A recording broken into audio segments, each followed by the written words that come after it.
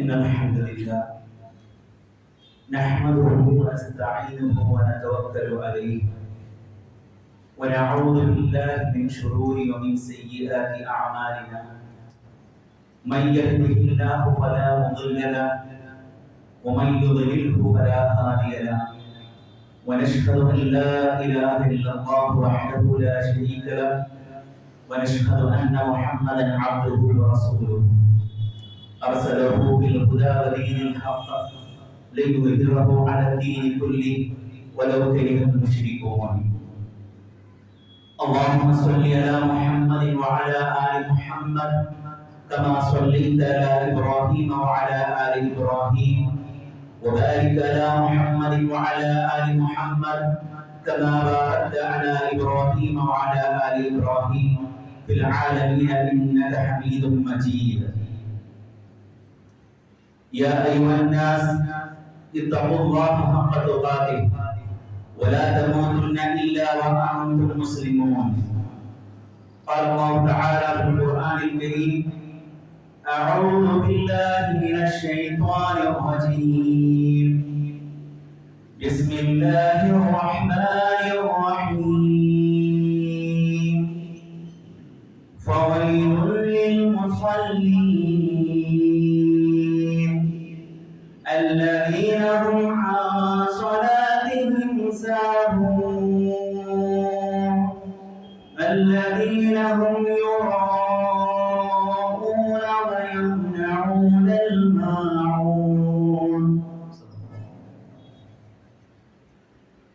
ആദരണീയരായ സത്യവിശ്വാസികൾ, അല്ലാഹുവിന്റെ വിധിവിലക്കുകൾ ജീവിതത്തിന്റെ എല്ലാ മേഖലകളിലും രഹസ്യത്തിലും പരസ്യത്തിലും വ്യക്തിപരമായ ജീവിതത്തിലും കുടുംബ ജീവിതത്തിലും സാമൂഹിക ജീവിതത്തിലും എല്ലാ ഇടങ്ങളിലും അല്ലാഹുവിനെ സൂക്ഷിച്ച് ജീവിക്കണമെന്ന് ആദ്യം എന്നോടും തുടർന്ന് നിങ്ങളോടും വസിയത്ത് ചെയ്യുകയാണ്, ഉപദേശിച്ചു കൊള്ളുകയാണ്. കഴിഞ്ഞ ഖുതുബയിൽ നമസ്കാരം, അതിന്റെ പ്രാധാന്യവും അതുപോലെ എങ്ങനെ നല്ല ഖുശൂഅോടുകൂടി നമസ്കരിക്കണം, അതിനുള്ള വഴികൾ എന്തൊക്കെയാണെന്ന് നമ്മൾ വിശദമായി ചർച്ച ചെയ്യുകയുണ്ടായി. ഇന്ന് എന്തിനാണ് നാം നമസ്കരിക്കുന്നത്, നമസ്കാരത്തിന് നമ്മുടെ ജീവിതത്തിൽ നമസ്കാരം വരുത്തേണ്ട മാറ്റങ്ങൾ എന്തൊക്കെയാണ് എന്നതിനെ കുറിച്ചാണ് ഇന്നത്തെ ഖുതുബയിൽ സംസാരിക്കാൻ ഉദ്ദേശിക്കുന്നത്. സാധാരണയായി നമ്മൾ കേട്ടിട്ടുള്ള ഒരു കഥയുണ്ട്. ഒരു വീട്ടുടമസ്ഥനെയും അതുപോലെ തന്നെ അവിടെ വർക്ക് ചെയ്യുന്ന ഒരു വേലക്കാരനെയും കഥ. ഒരു ദിവസം രാത്രി സമയം വീട്ടുടമ പറയുന്നുണ്ട്, നാളെ നീ ഒന്ന് മാർക്കറ്റിൽ പോയി വരണം, അതിരാവിലെ തന്നെ പോവേണ്ടതുണ്ട് എന്ന് വീട്ടുടമസ്ഥൻ വേലക്കാരനെ ഓർമ്മപ്പെടുത്തുകയാണ്. രാവിലെ എണീറ്റ് നോക്കുമ്പോ ഉടമസ്ഥന് വേലക്കാരനെ കാണാൻ സാധിച്ചില്ല. കുറച്ച് കഴിഞ്ഞിട്ട് വേലക്കാരൻ മടങ്ങി വരുന്നു. ആ സമയത്ത് വീട്ടുടമ ചോദിച്ചു, നീ എവിടുന്നാ വരുന്നത്?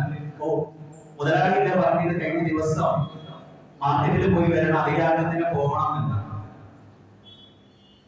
ഈ കഥ എന്തിനാണ്, ഈ ഉദ്ദേശത്തോടു കൂടിയാണ് പറയുന്നത് നമുക്ക് എല്ലാവർക്കും അറിയാം. പലപ്പോഴും പല ആളുകളുടെയും അല്ലെങ്കിൽ നമ്മളിൽ പലരുടെയും അവസ്ഥ എങ്ങനെയാണ്, നമസ്കരിക്കാറുണ്ട്, പക്ഷെ എന്തിനാണ് നമസ്കരിക്കുന്നത് എന്നതിനെ കുറിച്ച് പല ആളുകൾക്കും അറിയില്ല. എന്തിനാണ് മാർക്കറ്റിലേക്ക് പോവേണ്ടതെന്ന് ചോദിക്കുമ്പോൾ ചെയ്യാതെ അതിരാവിലെ തന്നെ വളരെ പ്രയാസപ്പെട്ട് പോയ ആ വീട്ടുവേലക്കാരന്റെ അവസ്ഥയാണ് പലപ്പോഴും പല ആളുകളുടെയും നമസ്കാരം ചെയ്തുകൊണ്ടിരിക്കുന്നതെന്ന് നമുക്ക് കാണാൻ സാധിക്കും. അഥവാ നമസ്കാരത്തിന്റെ ഫർളും ഷർത്തുകളും എങ്ങനെ നമസ്കരിക്കണം എന്നതിനെ കുറിച്ചൊക്കെ വിശദമായി പഠിച്ച് നന്നായിട്ട് നമസ്കരിക്കുന്നുണ്ട്. പക്ഷെ എന്തിനാണ് ഞാൻ നമസ്കരിക്കുന്നതെന്നോ ആ നമസ്കാരം കൊണ്ട് എന്റെ ജീവിതത്തിൽ വരുത്തേണ്ട മാറ്റങ്ങൾ അല്ലെങ്കിൽ ഉണ്ടാവേണ്ട മാറ്റങ്ങൾ എന്തൊക്കെയാണെന്നോ പലപ്പോഴും നമ്മളിൽ പല ആളുകളും ചിന്തിക്കുന്നില്ല എന്നുള്ളതാണ് സത്യം. ഇൻഷാ അല്ലാഹ് ഇന്നത്തെ ഖുതുബയിൽ നമ്മൾ എന്തിനെ നമസ്കരിക്കണം, അല്ലെങ്കിൽ നമസ്കാരത്തിന്റെ സാക്ഷാൽ ഉദ്ദേശം എന്താണെന്നും അതുകൊണ്ട് നമ്മുടെ ജീവിതത്തിൽ വരുത്തേണ്ട ഉണ്ടാവേണ്ട മാറ്റങ്ങൾ എന്തൊക്കെയാണെന്നും അതിനെക്കുറിച്ച് നമുക്ക് ഇന്ന് സംസാരിക്കാം. ഒന്നാമതായി വിശുദ്ധ ഖുർആൻ നമ്മുടെ മുമ്പിൽ നമസ്കരിക്കുന്നതിനെ കുറിച്ച്, അതിന്റെ ഉദ്ദേശത്തെ കുറിച്ച് പരാമർശിക്കുന്ന ഒരു ആയത്ത് അഖിമിസ് സ്വലാത്ത് ലിദിക്രി എന്നാണ്. നിങ്ങൾ നമസ്കാരം നിലനിർത്തുക. എന്തിനു വേണ്ടിയാണ്? ലിദിക്രി, എന്നെ ഓർക്കാൻ വേണ്ടി, എന്നെ ഓർമ്മിക്കാൻ വേണ്ടി. മറ്റൊരായത്തിൽ വിശുദ്ധ ഖുർആൻ പറയുന്നുണ്ട് അലാ ബിദിക്രില്ലാഹി തത്മഇന്നുൽ ഖുലൂബ്. തീർച്ചയായിട്ടും അള്ളാഹുവിനെ സ്മരിക്കുന്നതിലൂടെ, അള്ളാഹിനെ ഓർക്കുന്നതിലൂടെ മാത്രമേ മനസ്സുകൾക്ക് ശാന്തി ലഭിക്കുകയുള്ളൂ, സമാധാനം ലഭിക്കുകയുള്ളൂ. കഴിഞ്ഞ ഖുതുബയിൽ സൂചിപ്പിച്ചതുപോലെ ജീവിതത്തില് ഒരുപാട് പ്രശ്നങ്ങൾ, അല്ലെങ്കിൽ ഓരോ മനുഷ്യരും വ്യത്യസ്തമായ ബുദ്ധിമുട്ടുകളിലൂടെ, പ്രയാസങ്ങളിലൂടെ, മാനസിക വേദനകളിലൂടെയാണ് പല ആളുകളും കടന്നുപോയിക്കൊണ്ടിരിക്കുന്നത്. എന്നാൽ അതിനുള്ള ഉത്തമ പരിഹാരം എന്താണെന്ന് ദീനുൽ ഇസ്ലാം നമ്മളെ പഠിപ്പിക്കുന്നുണ്ട്. അള്ളാഹുവിനെ കുറിച്ചുള്ള ഓർമ്മയിലൂടെ, അള്ളാഹുവിനെ സ്മരിക്കുന്നതിലൂടെയാണ് ജീവിതത്തിലെ പ്രയാസങ്ങൾ നീങ്ങുകയും ആ സ്ഥാനത്ത് ശാന്തിയും സമാധാനം പുലരുകയും ചെയ്യുകയുള്ളൂ എന്ന് വിശുദ്ധ ഖുർആൻ നമ്മളെ പഠിപ്പിക്കുന്നുണ്ട്. ആ ഓർമ്മ നിലനിർത്തണമെങ്കിൽ, അഥവാ അള്ളാഹുവിനെ കുറിച്ച് സദാസമയം ഓർത്തുകൊണ്ടിരിക്കണമെങ്കിൽ, ആ ഓർമ്മ, ആ സ്മരണ വർദ്ധിപ്പിക്കണമെങ്കിൽ ഭംഗിയായി യഥാവിധി നമസ്കരിച്ചെങ്കിൽ മാത്രമേ സാധിക്കുകയുള്ളൂ എന്ന് വിശുദ്ധ ഖുർആൻ നമ്മളെ പഠിപ്പിക്കുന്നു. അഖീമുസ് സ്വലാത്ത ലിദിക്രി. അപ്പൊ നമസ്കാരത്തിലൂടെ അള്ളാഹനെ ഓർത്തുകൊണ്ട് ജീവിതത്തിൽ സമാധാനവും സന്തോഷവും ഉണ്ടാക്കിയെടുക്കലാണ് നമസ്കാരത്തിന്റെ പ്രഥമ ലക്ഷ്യമെന്ന്, ഉദ്ദേശമെന്ന് നമ്മൾ മനസ്സിലാക്കണം. എങ്കിലും അതിനനുസരിച്ച് നമസ്കരിക്കാൻ നമുക്ക് സാധിക്കുകയുള്ളൂ. അല്ലെങ്കിൽ നേരത്തെ പറഞ്ഞതുപോലെ എങ്ങനെ നമസ്കരിക്കണം എന്നൊക്കെ നമ്മൾ ഡീറ്റെയിൽ ആയിട്ട് ചർച്ച ചെയ്യുകയും ഭംഗിയായിട്ട് നമസ്കരിക്കാൻ ശ്രമിക്കുകയും ചെയ്യും. പക്ഷെ അതിന്റെ ഉദ്ദേശ ലക്ഷ്യങ്ങൾ പൂർത്തീകരിക്കുന്ന രീതിയിൽ പലപ്പോഴും ആ സ്ഥാനത്ത് നമ്മൾ പരാജയപ്പെടുകയാണ് ചെയ്യുക. അതുകൊണ്ട് നമസ്കാരത്തിലൂടെ അള്ളാഹനെ ഓർക്കുന്നുണ്ട്. ആ അള്ളാഹനെ ഓർക്കുന്നതിലൂടെ മനസ്സിന് സമാധാനവും ശാന്തിയും ലഭിക്കുന്ന വിധത്തിൽ നമ്മുടെ നമസ്കാരം മാറേണ്ടതുണ്ട്. നബി സല്ലല്ലാഹു അലൈഹി വസല്ലം പലപ്പോഴും ജമാഅത്ത് നമസ്കാരത്തിന് ഇഖാമത്ത് കൊടുക്കാൻ വേണ്ടി ബിലാൽ റളിയല്ലാഹു പറയുന്ന ഒരു വർത്തമാനമുണ്ട്. ബിലാലെ, ഇഖാമത്ത് കൊടുത്ത് എന്നിട്ട് ഞങ്ങളുടെ മനസ്സുകൾക്ക് ആനന്ദം പകരും. അഥവാ നമസ്കാരത്തിലൂടെ ലഭിക്കേണ്ടത് സന്തോഷവും ആനന്ദവുമാണ്. ആ നമസ്കാരത്തിന് ഇഖാമത്ത് കൊടുക്കുന്നതിലൂടെ ഞങ്ങൾക്ക് നീ ആനന്ദം പകരുമെന്ന് നബി സല്ലല്ലാഹു അലൈഹി വസല്ലം പലപ്പോഴും ബിലാൽ റളിയല്ലാഹുവിനോട് പറയുന്നത് കാണാൻ സാധിക്കും. മറ്റൊരിക്കൽ പ്രവാചകൻ സല്ലല്ലാഹു അലൈഹി വസല്ലം പറയുന്നത് ഫർഹി ഫിസ് സ്വലാത്തി, എന്റെ സന്തോഷം എനിക്ക് നമസ്കാരത്തിലാണ്. എനിക്ക് സന്തോഷം ലഭിക്കുന്ന വേള, ജീവിതത്തിൽ ഏറ്റവും കൂടുതൽ ഞാൻ സമാധാനമായിരുന്ന വേള എന്ന് പറയുന്നത് നമസ്കാരമാണെന്ന് നബി സല്ലല്ലാഹു അലൈഹി വസല്ലം പഠിപ്പിക്കുന്നു. മറ്റൊരിക്കൽ ഉമർ റളിയല്ലാഹു പറയുന്നുണ്ട് നബി സല്ലല്ലാഹു അലൈഹി വസല്ലം പലപ്പോഴും കഅബയിൽ വെച്ചുകൊണ്ട് നമസ്കരിക്കുന്നത് കണ്ടുകൊണ്ട് ആ നമസ്കാരത്തിൽ അദ്ദേഹം കാണിക്കുന്ന ആ ഖുശൂ, അതിലൂടെ അദ്ദേഹത്തിന് ലഭിക്കുന്ന ആ ഒരു സന്തോഷവും കണ്ടിട്ടാണ് ഞാൻ ഇസ്ലാമിലേക്ക് ആകർഷിക്കപ്പെട്ടത് എന്ന് ഉമർ റളിയല്ലാഹു ചില സമയത്ത് പറയാറുണ്ടായിരുന്നു. ഇനി നമ്മളെ കുറിച്ചൊന്ന് ചിന്തിച്ചു നോക്കുക. നമുക്ക് നമസ്കരിക്കുമ്പോഴാണോ സന്തോഷം, അല്ലെങ്കിൽ നമസ്കാരം കഴിഞ്ഞാൽ അത് അവസാനിച്ച് തീർന്നല്ലോ എന്ന സന്തോഷമാണോ നമുക്ക് ലഭിക്കാറ്? അഥവാ അള്ളാഹുവിനെ ഓർത്തുകൊണ്ട്, അള്ളാഹുവിനെ ഓർക്കുമ്പോൾ നമുക്ക് ലഭിക്കുന്ന സമാധാനമാണോ നമസ്കാരത്തിലൂടെ നമുക്ക് ലഭിക്കാറ്? അതല്ല, നമസ്കരിക്കുന്ന സമയം മുതൽ അള്ളാഹനെ അല്ലാതെ മറ്റെല്ലാം നമ്മൾ ആലോചിക്കും. അങ്ങനെ നമസ്കരിച്ച് കഴിയുമ്പോൾ നമുക്ക് സമാധാനം, സന്തോഷം ലഭിക്കും. ഇതല്ലേ നമ്മുടെ അവസ്ഥ? ഇതാണോ യഥാർത്ഥത്തിൽ നമ്മൾ നേടിയെടുക്കേണ്ട, നമസ്കാരത്തിൽ നമുക്ക് ലഭിക്കേണ്ട ലക്ഷ്യം എന്ന് നമ്മൾ ചിന്തിക്കേണ്ടതുണ്ട്. ഈ നമസ്കാരത്തിലൂടെ അള്ളാഹനെ ഓർക്കുന്നത് വഴി അതിലൂടെ നമ്മുടെ ജീവിതത്തിൽ ലഭിക്കുന്ന കുറെ ഗുണങ്ങളുണ്ട്. അതിൽ ഏറ്റവും പ്രധാനമാണ് ഇന്ന സ്വലാത്ത തൻഹാ അനിൽ ഫഹ്ശാഇ വൽ മുൻകർ. വിശുദ്ധ ഖുർആൻ നമ്മളെ പഠിപ്പിക്കുകയാണ്. നമസ്കാരം, തീർച്ചയായും നമസ്കാരം ഒരു മനുഷ്യനെ എല്ലാ വിധത്തിലുള്ള തെറ്റുകളിൽ നിന്നും, മയച്ചത്തരങ്ങളിൽ നിന്നും മാറ്റി നിർത്തും, തടഞ്ഞു നിർത്തും എന്നാണ്. നമുക്കറിയാം, തെറ്റുകൾ മനുഷ്യൻ എന്ന നിലയിൽ പലപ്പോഴും നമ്മളൊരിക്കൽ നിന്ന് സംഭവിച്ചു പോകും. പക്ഷെ ഒരു തെറ്റ് ചെയ്തു കഴിഞ്ഞാൽ മനസ്സിന് വല്ലാത്തൊരു കുറ്റബോധമുണ്ടാവും. ആ കുറ്റബോധം ഒരുപക്ഷെ ഇമാം ഗസാലി റഹിമഹുല്ലാഹ് പറഞ്ഞതുപോലെ കുറ്റങ്ങൾ ചെയ്യുന്ന ആളുകൾക്ക് ആരാധനകളിൽ ഇബാദത്തുകളിൽ ഖുശൂ ലഭിക്കുകയില്ല, അല്ലെങ്കിൽ ആരാധനകൾ ചെയ്യാനുള്ള ഒരു താല്പര്യം കുറഞ്ഞു വരുമെന്നാണ്. അതുവഴി അഥവാ തെറ്റുകൾ അധികരിക്കുന്നത് വഴി ഒരു മനുഷ്യന് സമാധാനം നഷ്ടപ്പെടുകയും അവസാനം അവൻ അള്ളാഹുവിന്റെ അടുക്കൽ നിന്ന് അള്ളാഹുമായിട്ട് അടുപ്പിക്കുന്ന ആരാധനകളിൽ നിന്ന് അകന്നു നിൽക്കുകയും ചെയ്യുമെന്നാണ്. പക്ഷേ ഒരാൾ യഥാവിധി നമസ്കരിക്കുകയാണെങ്കിൽ അവന്റെ ഈ കുറ്റബോധങ്ങളിൽ നിന്നും അതുപോലെ തന്നെ തെറ്റുകളിൽ നിന്നും മാറി നിൽക്കുവാനും അതുവഴി മനസ്സിന് സമാധാനം സന്തോഷം നൽകാൻ കഴിയുമെന്ന് വിശുദ്ധ ഖുർആൻ നമ്മളെ പഠിപ്പിക്കുന്നു. വിശുദ്ധ ഖുർആനിൽ ശുഐബ് നബി അലൈഹിസ്സലാമിയുടെ ജനത അദ്ദേഹത്തിനോട് ചോദിക്കുന്ന ഒരു രംഗമുണ്ട്. ഖാലൂ യാ ശുഐബ് അസ്സലാത്തുക തഅമുറുക അൻ നത്റുക മാ യഅബുദു ആബാഉനാ ഔ അൻ നഫഅല ഫീ അംവാലിനാ മാ നശാ ഇന്നക ലഅൻതൽ ഹലീമുർ റശീദ്. ഏ ശുഐബ്, നിന്റെ ഈ നമസ്കാരമാണോ ഞങ്ങളുടെ പിതാക്കന്മാർ ആരാധിച്ചുകൊണ്ടിരിക്കുന്ന ഇബാദത്ത് ചെയ്തുകൊണ്ടിരിക്കുന്ന ഇവയൊക്കെ ഇബാദത്ത് ചെയ്യരുത് എന്ന് നിന്നോട് കൽപ്പിക്കുന്നത്? നിന്റെ ഈ നമസ്കാരമാണോ? ഞങ്ങളുടെ സമ്പത്ത് കൊണ്ട് ഞങ്ങൾക്ക് ഇഷ്ടമുള്ളത് ചെയ്യുന്നതിൽ നിന്ന് ഞങ്ങളെ തടയാൻ നിന്നെ പ്രേരിപ്പിക്കുന്നത് നിന്റെ ഈ നമസ്കാരമാണോ എന്ന് ശുഐബ് നബി അലൈഹിസ്സലാമയുടെ ജനത ചോദിക്കുന്നുണ്ട്. അഥവാ നിഷേധികളായ അസന്മാർഗിക ജീവിതം കാഴ്ചവെച്ചിരുന്ന ശുഐബ് നബി അലൈഹിസ്സലാമയ്ക്ക് മനസ്സിലായ അത്ര പോലും പലപ്പോഴും നമസ്കാരത്തെ കുറിച്ച് നമുക്ക് മനസ്സിലായിട്ടില്ല എന്നുള്ളതാണ് സത്യം. അഥവാ നമസ്കാരം അത് തിന്മ വിരോധിക്കാനും തിന്മയെ തടഞ്ഞു നിർത്തുവാനും നന്മ ചെയ്യാൻ പ്രേരിപ്പിക്കേണ്ടതുണ്ട് എന്നാണ്. പക്ഷെ പലപ്പോഴും നമ്മൾ 5 നേരം നമസ്കരിക്കും. ആ 5 നേരത്തെ നമസ്കാരങ്ങൾ നമ്മെ നന്മ ചെയ്യാൻ പ്രേരിപ്പിക്കാറുണ്ടോ? തിന്മയെ തടയാൻ വേണ്ടിയുള്ള ഊർജം നമുക്ക് നൽകാറുണ്ടോ എന്ന് നമ്മൾ പരിശോധിച്ച് നോക്കണം. നന്മ കൽപ്പിക്കാത്ത നമസ്കാരം നാശഹേതുവാണ് എന്നാണ് വിശുദ്ധ ഖുർആൻ പഠിപ്പിക്കുന്നത്. ഞാൻ ആമുഖത്തിൽ ഓതി കൽപ്പിച്ച ആയത്ത് എല്ലാവർക്കും വളരെ സുപരിചിതമാണ്. വൈലുൽ മുസല്ലീൻ എന്ന് പറഞ്ഞുകൊണ്ട് സൂറത്തുൽ മാഊനിൽ അല്ലാഹു തആല പറയാണ്, നമസ്കരിക്കുന്നവർക്ക് നാശം. ആരെ കുറിച്ചാണ് ഈ പറയുന്നത് എന്ന് ആലോചിച്ച് നോക്കണം. നമ്മളെ പോലെ 5 നേരം നമസ്കരിക്കുകയും അങ്ങനെ നമസ്കരിച്ചുകൊണ്ട് വീട്ടിൽ അടങ്ങിയിരിക്കുന്ന അഥവാ നന്മ കൽപ്പിക്കാത്ത ആളുകളെ കുറിച്ചാണ്, അഥവാ നമസ്കരിക്കാത്ത ആളുകളെ കുറിച്ചല്ല, നമസ്കരിച്ചിട്ട് ആ നമസ്കാരം നന്മ ചെയ്യാൻ പ്രേരിപ്പിക്കാത്ത ആളുകളെ കുറിച്ചാണ് ഈ പറയുന്നത്. അതുകൊണ്ട് തന്നെ നന്മ കൽപ്പിക്കാത്ത നന്മ ചെയ്യാൻ പ്രേരിപ്പിക്കാത്ത നമസ്കാരം നമ്മുടെ നാശത്തിനാണ് കാരണമാവുക എന്ന് നാം മനസ്സിലാക്കണം. അതുകൊണ്ട് 5 നേരം നമസ്കരിച്ചത് കൊണ്ട് കാര്യമില്ല.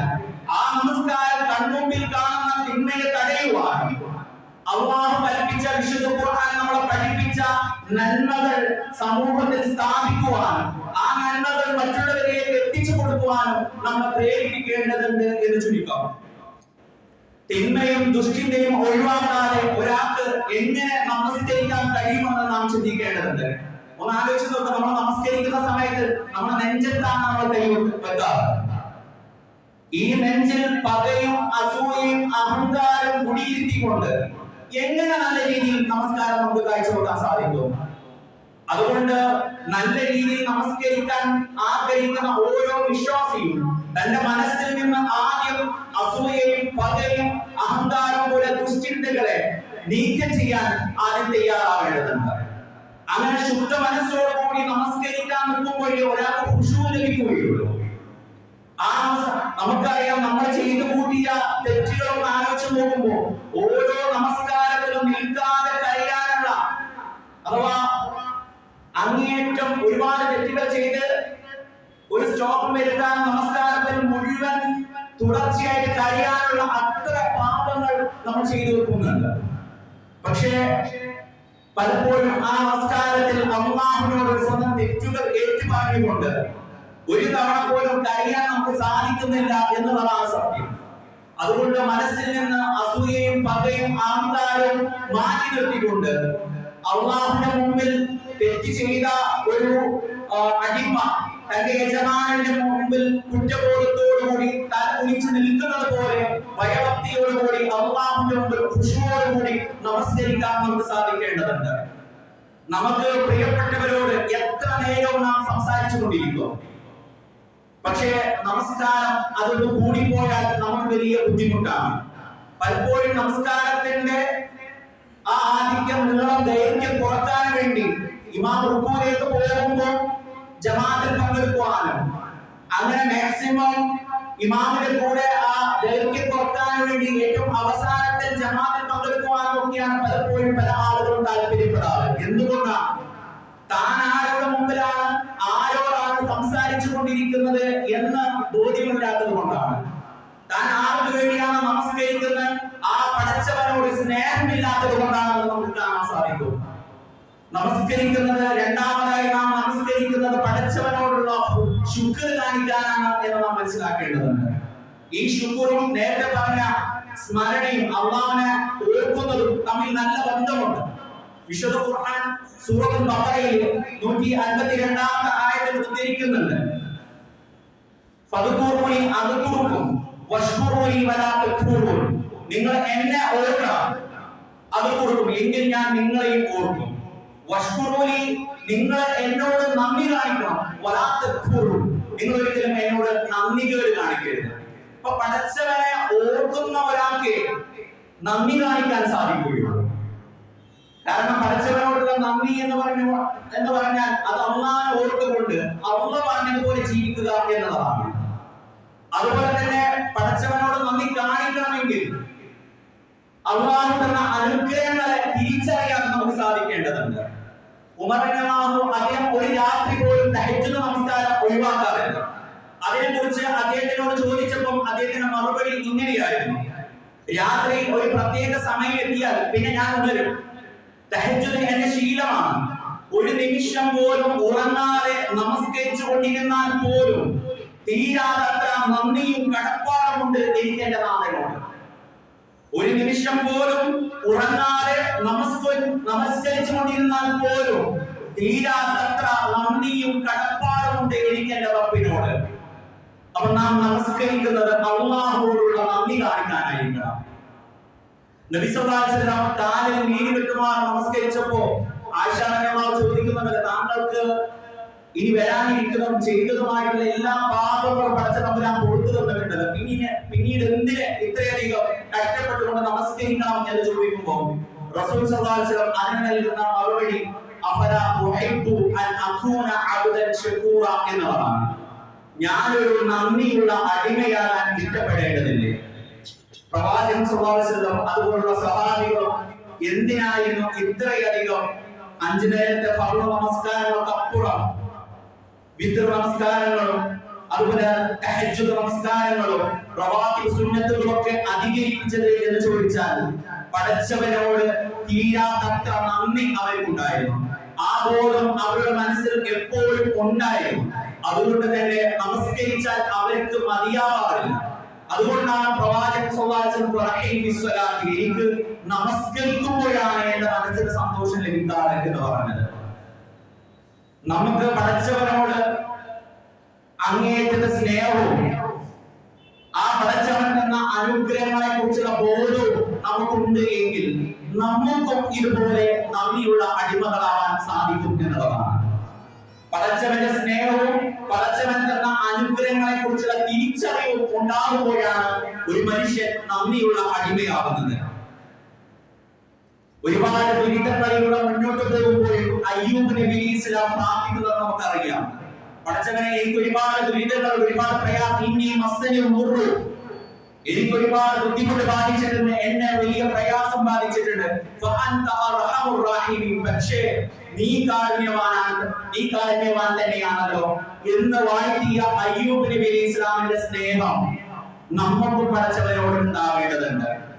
അയ്യൂബ് നബി അലൈഹിസ്സലാമിനോട് ഭാര്യ അദ്ദേഹത്തിന് എത്രയധികം പ്രയാസം, വലിയ മാറാരോഗം അദ്ദേഹത്തിന് പിടിപെട്ട സമയത്ത് ചരിത്രം പറയുന്നത് അദ്ദേഹത്തിന്റെ കണ്ണിലെ കൃഷ്ണമണി ഒഴികെയുള്ള ഭാഗങ്ങളിലൊക്കെ വ്രണങ്ങൾ ബാധിച്ചു എന്നാണ്. അങ്ങനെ മാരകമായ അസുഖം ബാധിച്ചപ്പോ പടച്ചവനോട് പ്രാർത്ഥിക്കാൻ പറഞ്ഞ ഭാര്യയോട് അദ്ദേഹം പറഞ്ഞത് മാറ്റിത്തരാൻ വേണ്ടി പ്രാർത്ഥിക്കാൻ പറഞ്ഞ ഭാര്യയോട് അദ്ദേഹം പറയുന്നുണ്ട്, പടച്ചവന് ഒരുപാട് അനുഗ്രഹങ്ങൾ നൽകിയപ്പോ അതൊക്കെ ഞാൻ 2 കൈയിൽ കെട്ടി സ്വീകരിച്ചില്ലേ? അപ്പോൾ അല്ലാഹു നൽകുന്ന ഈ പരീക്ഷണം ഞാൻ സ്വീകരിക്കേണ്ടതില്ലേ എന്ന്. പ്രിയമുള്ളവരെ, നമ്മളൊന്ന് ചിന്തിച്ചു നോക്കണം. പടച്ച തമ്പുരാൻ നമുക്ക് നൽകിയ അനുഗ്രഹം എത്ര വലുതാണെന്ന്. ടെലിഫോൺ കണ്ടുപിടിച്ച അലക്സാണ്ടർ ഗ്രാം ബെല്ലിനെ കുറിച്ച് പറയാറുണ്ട്. അദ്ദേഹം ജീവിതത്തിൽ ഒരിക്കലും സ്വന്തം വീട്ടിലേക്ക് ഒരു ഫോൺ കോളും ചെയ്തിട്ടില്ല. കാരണം അദ്ദേഹത്തിന്റെ അമ്മ വധേയായിരുന്നു. അദ്ദേഹത്തിന്റെ പ്രിയതമ സംസാരശേഷി ഇല്ലാത്തവളായിരുന്നു.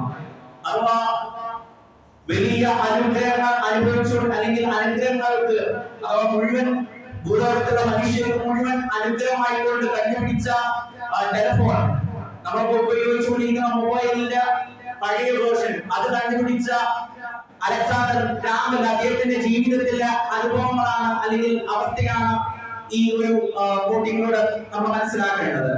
നമ്മൾ ആലോചിച്ച് നോക്കുക, നമുക്ക് ഒരു കാതില്ലായിരുന്നെങ്കിൽ, ചെവി കേൾക്കാൻ സാധിച്ചില്ലായിരുന്നുവെങ്കിൽ, സംസാരിക്കാൻ കഴിഞ്ഞില്ലായിരുന്നുവെങ്കിൽ, നമ്മൾ ഒരു കണ്ണിന് കാഴ്ചയില്ലായിരുന്നുവെങ്കിൽ, വെറുതെ അള്ളാഹു തന്ന വലിയ വലിയ അനുഗ്രഹങ്ങൾ ഒരു നിമിഷം നമ്മളുടെ ജീവിതത്തിൽ ഇല്ല എന്ന് സങ്കല്പിച്ചുകൊണ്ട് കുറച്ചു നേരം നമ്മൾ ആലോചിച്ചു നോക്കുക. അപ്പോഴാണ് അള്ളാഹു തന്ന ആ വലിയ അനുഗ്രഹങ്ങളുടെ മഹത്വം നമുക്ക് മനസ്സിലാക്കാൻ സാധിക്കുകയുള്ളൂ. ജീവിതത്തിൽ ഒരു മനുഷ്യന് അള്ളാഹു തന്ന ഓരോ ചെറിയ ചെറിയ അനുഗ്രഹങ്ങളും അത് തിരിച്ചറിയുമ്പോൾ അവനക്ക് അള്ളാഹുവിനോടുള്ള നന്ദിയുടെ പടവുകൾ മെല്ലെ മെല്ലെ കയറി ചെല്ലാൻ സാധിക്കുമെന്നാണ്. പക്ഷേ അള്ളാഹു തന്ന വലിയ അനുഗ്രഹങ്ങളെ പോലും തിരിച്ചറിയാതെ, അതിനെക്കുറിച്ച് ചിന്തിക്കാതെ, ജീവിതത്തിൽ ഒരു നിമിഷം പോലും പടച്ചവനെ നീ തന്ന കണ്ണില്ലായിരുന്നുവെങ്കിൽ, നീ തന്ന നാവില്ലായിരുന്നുവെങ്കിൽ എന്റെ അവസ്ഥ എന്താകുമായിരുന്നു എന്ന് ചിന്തിക്കാത്ത ഒരു മനുഷ്യന് അള്ളാഹുവിനോട് നന്ദിയുള്ളവനാകാൻ സാധിക്കുകയില്ല. ആ മനുഷ്യന് പിന്നെ എങ്ങനെയാണ് നല്ല രീതിയിൽ നമസ്കരിക്കാൻ സാധിക്കുക എന്ന് നാം ചിന്തിക്കേണ്ടതുണ്ട്. അതുകൊണ്ട് നമ്മുടെ നമസ്കാരങ്ങൾ അതിന്റെ ഉദ്ദേശ ലക്ഷ്യങ്ങൾ പൂർത്തീകരിക്കണമെങ്കിൽ അള്ളാഹുവിനോട് നന്ദിയുള്ളവരാവാൻ നാം പഠിക്കേണ്ടതുണ്ട്. ശക്തമായ തലവേദന കാരണം തലയില് ഒരു തുണി കൊണ്ട് കെട്ടിയ ഒരു യുവാവ് പണ്ഡിതനായ സുഫിയാൻ സൗരിയുടെ മുമ്പിലൂടെ നടന്നു പോവുകയാണ്. ആ സമയത്ത് അദ്ദേഹം ചോദിച്ചു, എന്ത് പറ്റി? ശക്തമായ തലവേദന സഹിക്കാൻ കഴിയുന്നില്ല, അതുകൊണ്ടാണ് ഇങ്ങനെ കെട്ടിയത്.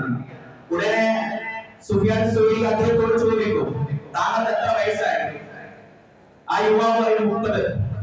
ഈ 30 വയസ്സിന്റെ ഉള്ളിൽ താങ്കൾക്ക് വലിയ എന്തെങ്കിലും മാറാ രോഗമോ അല്ലെങ്കിൽ സഹിക്കാൻ കഴിയാത്ത അത്ര വലിയ വേദനയോ മുമ്പുണ്ടായിട്ടുണ്ടോ എന്ന്.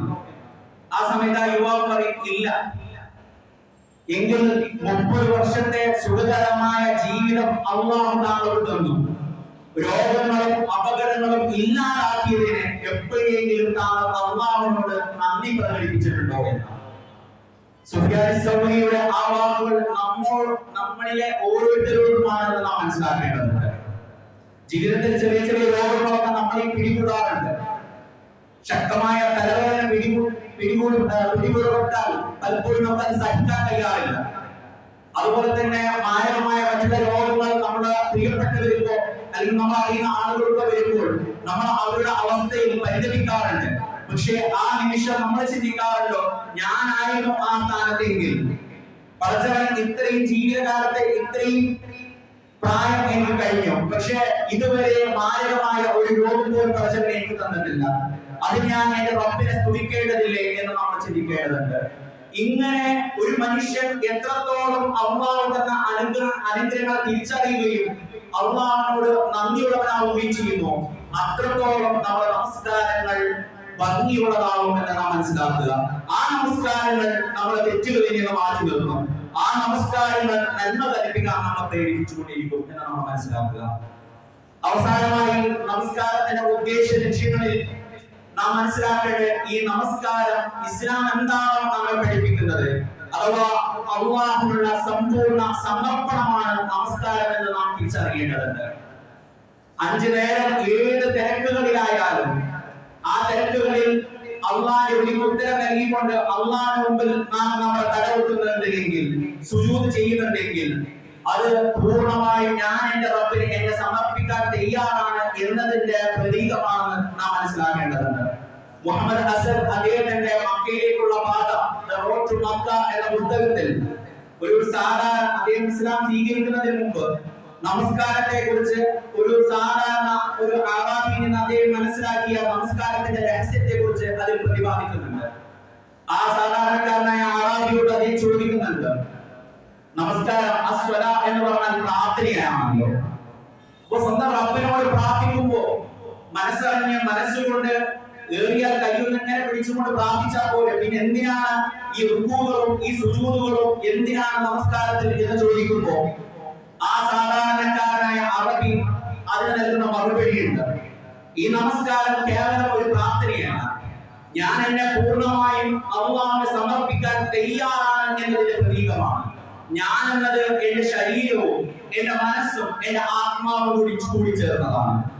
അതുകൊണ്ട് എന്റെ മനസ്സ് മാത്രമല്ല, എന്റെ ശരീരവും കൂടി ഞാൻ എന്റെ റബ്ബിന് സമർപ്പിക്കേണ്ടതുണ്ട് എന്നതിന്റെ പ്രതീകമാണ് എന്റെ നമസ്കാരം എന്ന് ആറാബി മുഹമ്മദ് അസ്ദർ പറഞ്ഞു കൊടുക്കുന്നുണ്ട്. പ്രിയമുള്ളവരെ, ആ സാധാരണക്കാരനായ അറബിയുടെ ആ ഒരു അറിവ് നമുക്ക് ലഭിച്ചിട്ടുണ്ടോ?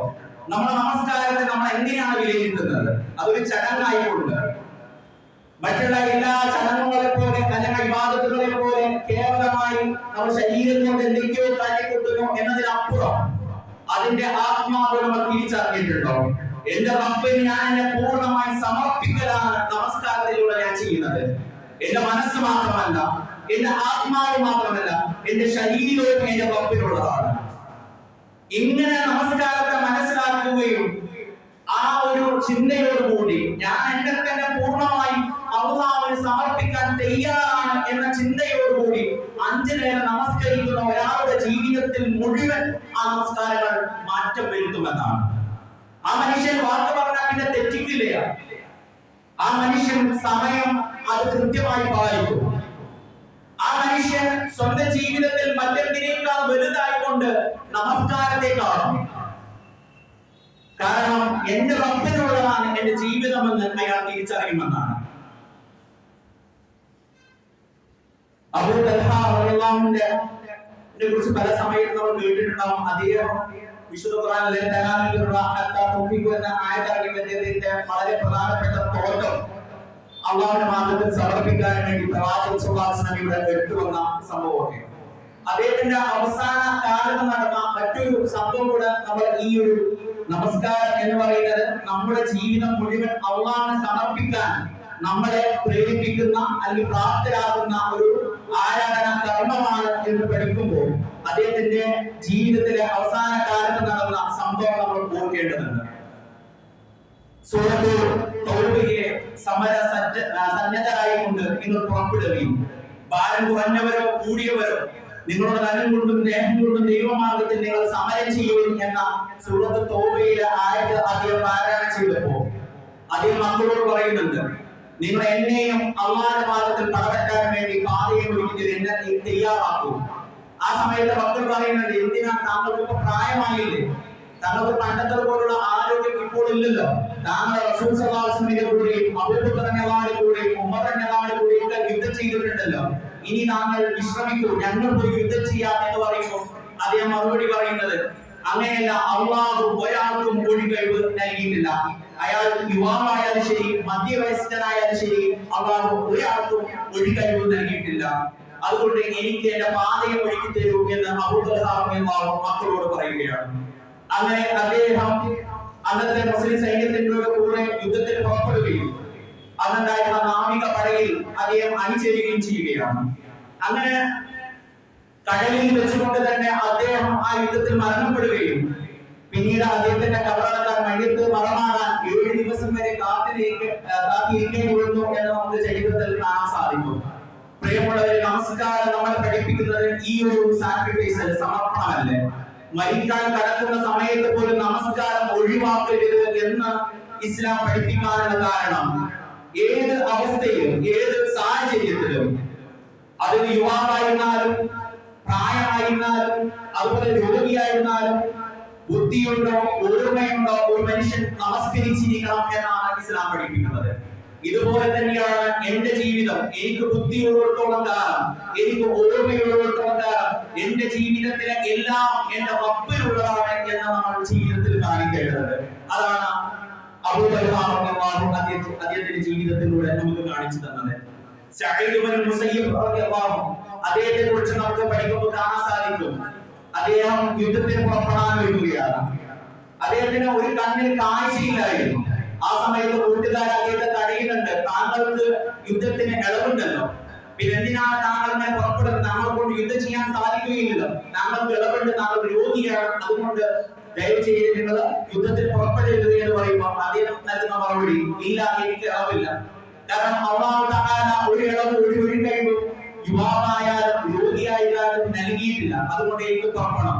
എനിക്ക് യുദ്ധം ചെയ്യാൻ സാധിച്ചിട്ടില്ലെങ്കിലും ആളുകളുടെ എണ്ണം കൂടുതലാണ്, അല്ലെങ്കിൽ മുസ്ലിം സൈന്യത്തിന്റെ എണ്ണം കൂടുതലാണ് എന്ന് മറ്റുള്ളവരെ ബോധ്യപ്പെടുത്താൻ, അതുപോലെ ആയുധങ്ങൾക്ക് കാവൽ നിൽക്കാൻ എനിക്ക് സാധിക്കുമല്ലോ, അതുകൊണ്ട് ഞാൻ പുറപ്പെടും എന്ന് പറഞ്ഞുകൊണ്ട് ആ സമയത്തും രോഗിയായിരുന്ന സമയത്തും അദ്ദേഹം അള്ളാഹുവിനെ സമർപ്പിക്കുന്നത് നമുക്ക് കാണാൻ സാധിക്കും. മറ്റൊരു പണ്ഡിതന്റെ അദ്ദേഹത്തിന്റെ ജീവിതത്തിലെ അവസാന നിമിഷങ്ങൾ നമുക്ക് ചരിത്രത്തിൽ വായിക്കാൻ സാധിക്കും. എഴുതി നിൽക്കാൻ കഴിയാതെ അദ്ദേഹത്തെ കാണാൻ വന്ന ആളുകളോട്, സന്ദർശിക്കാൻ വന്ന ആളുകളോട് അദ്ദേഹത്തെ പിടിച്ച് എണീറ്റിരുത്താൻ വേണ്ടി പറയുകയാണ്.